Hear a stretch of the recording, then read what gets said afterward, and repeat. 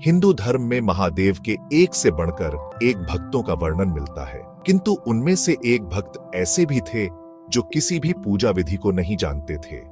उन्होंने हर वो चीज की जो शास्त्र विरुद्ध है और जिसे पाप माना जाता है, किंतु फिर भी महादेव ने उन्हें दर्शन दिए। वे इस बात को सिद्ध करते हैं कि महादेव केवल अपने भक्त के भाव देखते हैं, पद्धति नहीं। उनका नाम था कन्नप्पा। इनके जन्म के विषय में कई कथाएं प्रचलित हैं। मूल रूप से ये एक तमिल भील परिवार में जन्मे। इनके पिता का नाम राजा नाग एवं माता का नाम उडुपुरा था। दक्षिण भारत, विशेष रूप से तमिलनाडु में इनकी बड़ी महत्ता है। ये उन 63 तमिल संतों में से एक हैं जिन्हें नयनार कहा जाता है। इनकी पत्नी का नाम नीला बताया गया है। ये एक व्याध थे जो शिकार कर अपना पालन पोषण करते थे। इनके जन्म के विषय में मान्यता है कि द्वापर युग में जब महादेव ने पांडुपुत्र अर्जुन की परीक्षा लेकर उन्हें पाशुपतास्त्र प्रदान किया, तब अर्जुन ने उनसे प्रार्थना की कि वे अगले जन्म में उनके महान भक्त बने। भगवान शंकर ने उन्हें ये आशीर्वाद दे दिया। कलयुग में अर्जुन ही कन्नप्पा के रूप में जन्मे और महादेव के अनन्य भक्त बने। एक बार कन्नप्पा आखेट करते करते बहुत दूर जंगल में निकल गए। वहां उन्हें एक अत्यंत ही प्राचीन और जीर्ण मंदिर दिखा। जब वे उस मंदिर के अंदर पहुंचे तो उन्हें एक दिव्य शिवलिंग के दर्शन हुए। उसके दर्शनों से ही कन्नप्पा के मन में शिव भक्ति का संचार हो गया। उन्होंने तुरंत ही उस मंदिर को साफ किया। उनके मन में उस शिवलिंग की पूजा करने का विचार आया, पर उन्हें शिव पूजा के बारे में कुछ पता नहीं था। तब उन्होंने सोचा कि महादेव को कुछ खाने और पीने को ही दे दिया जाए। ये सोचकर वे जंगल गए और एक शूकर का शिकार किया। उसे काटकर वे उसका मांस एक पत्तल में लेकर चले। दूसरे हाथ में उन्होंने एक पात्र में मधुमक्खियों के छत्ते से कुछ मधु इकट्ठा कर लिया। जल के लिए कोई और उपाय ना दिखा तो उन्होंने अपने मुंह में ही जल भर लिया। वे वो सामान लेकर मंदिर आए तो देखा कि शिवलिंग पर कुछ सूखे पत्ते टूटकर गिर गए हैं।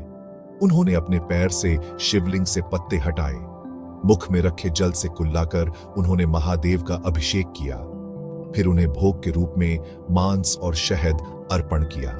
हालांकि उनका यह कृत्य उचित नहीं था और वो सारी वस्तुएं भी पूजा के लिए निषिद्ध थीं, लेकिन उनका मन पवित्र था। उन्होंने जो कुछ भी किया वो पूर्ण भक्ति भाव से किया और महादेव को केवल उसी भाव का मोह था। उन्होंने प्रसन्न मन से उसका प्रसाद स्वीकार कर लिया। अब तो ये कन्नप्पा का रोज का कार्य हो गया। वो प्रतिदिन उसी प्रकार पैरों से पत्ते साफ कर, मुंह के कुल्ले से शिवलिंग का अभिषेक कर उन्हें मांस और शहद अर्पण करने लगा। जंगल में एकांत में स्थित उस मंदिर में महादेव की पूजा करने एक पुजारी भी आते थे जो बहुत बड़े शिव भक्त थे। कन्नप्पा के पूजा करने के बाद अगले दिन जब वे आए तो देखा कि पूरे मंदिर में यहाँ वहां मांस के टुकड़े पड़े हैं। वे बड़े दुखी हुए और तत्काल मंदिर को जल से धोकर पूजा की और स्वच्छ पुष्प चढ़ाए, किंतु अब रोज रोज उन्हें मंदिर में मांस मिलने लगा। ये देखकर एक दिन उन्होंने निश्चय किया कि वे पता करके रहेंगे कि कौन है जो रोज मंदिर को अपवित्र कर देता है। यही सोचकर वो रात को वहां रुक गए। रोज की भांति कन्नप्पा वहां आए और उन्होंने पैर से पुजारी द्वारा शिवलिंग पर छणे पुष्प हटाए, कुल्ले से उनके अभिषेक किया और फिर शिवलिंग पर मांस और मधु चढ़ाया। पुजारी मंदिर के एक कोने से छिपकर देख रहे थे। उन्हें ये देखकर बड़ा क्रोध आ रहा था। वे ये तो समझ गए कि कन्नप्पा ऐसा केवल भक्ति के कारण कर रहे थे, जानबूझकर नहीं, किंतु फिर भी उन्हें उसका कार्य बड़ा घृणित लगा। उसी समय उनके मन में विचार आया कि मैं इतने समय से शुद्ध चीजों से महादेव की पूजा करता हूं, फिर भी मुझे उनके दर्शन नहीं हुए। फिर भला इस घृणित पद्धति से पूजा करने वाले से भला महादेव कैसे प्रसन्न हो सकते हैं। वे पुजारी भी महादेव के भक्त थे, इसीलिए अपने भक्त का अभिमान भंग करने के लिए भगवान शिव ने एक लीला रची। कन्नप्पा ने देखा कि अचानक शिवलिंग के एक आंख से रक्त बहने लगा है। अपने आराध्य की ऐसी दशा देखकर वो अत्यंत दुखी हुआ। उसके पास पड़ी जनी बूटियों को शिवलिंग के नेत्र पर लगाया, किंतु रक्त का बहना नहीं रुका। उसे समझ नहीं आया कि क्या करना है। उधर छिपकर सब देख रहे उन पुजारी को भी कुछ समझ नहीं आया। उन्हें लगा कि अवश्य ही कन्नप्पा के इस कृत्य से महादेव अप्रसन्न हो गए हैं और उनके नेत्रों से रक्त बह रहा है। उधर कन्नप्पा मारे दुख के रोने लगे। तभी उन्होंने सोचा कि यदि मैं अपनी एक आंख इस पर लगा दूं तो शायद रक्त का बहना रुक जाए। ये सोचकर उन्होंने अपने एक बाण से अपना एक आंख निकाला और शिवलिंग के नेत्र पर रख दिया। इससे रक्त बहना बंद हो गया। कन्नप्पा की प्रसन्नता का ठिकाना ना रहा। तभी शिवलिंग के दूसरे नेत्र से रक्त निकलने लगा।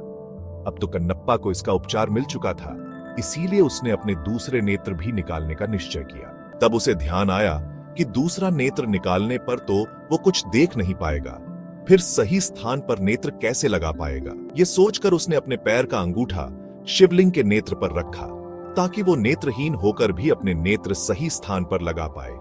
फिर जैसे ही उसने अपने बाण से अपना नेत्र निकालने का यत्न किया, महादेव ने स्वयं प्रकट हो उसका हाथ पकड़ लिया।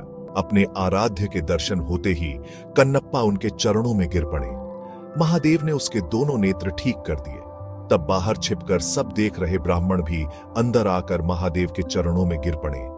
उन्होंने कहा, हे महादेव, मेरे मन में अहंकार आ गया था कि मैं आपका सबसे बड़ा भक्त हूं, किंतु आज कन्नप्पा ने मेरा ये अभिमान तोड़ दिया। इनके कारण ही मुझे आज आपके दर्शनों का सौभाग्य मिला है। आज मुझे समझ आ गया कि आपको केवल भाव से ही प्राप्त किया जा सकता है, किसी पूजा पद्धति से नहीं।